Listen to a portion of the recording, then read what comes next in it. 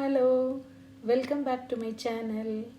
Today let us learn threaded back stitch, which is a very simple stitch, and the stitch can be used for thin lines in the pattern, for stems, vines and outlines, and also in borders.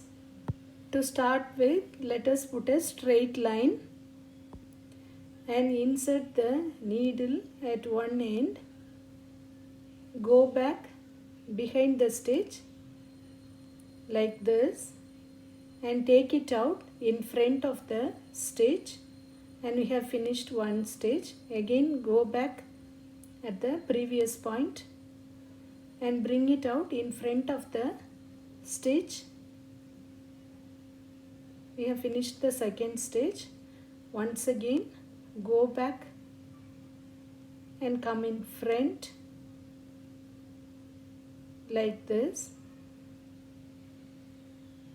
and so this is named as back stitch. It is a very thick stitch. You can use this stitch for stitching your dresses, as it is equal to the sewing machine stitches. Now let us finish the back stitch for this full line.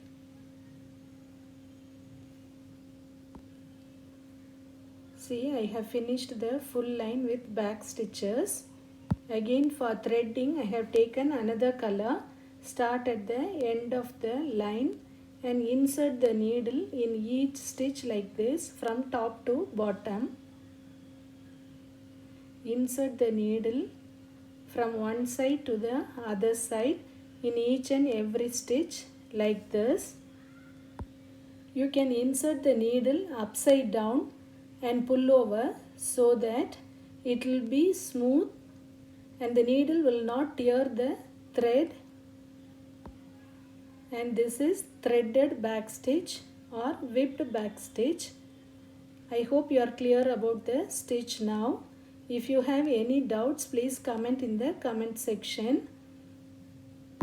I have uploaded many videos for all the basic stitches, and I have given the links in the description.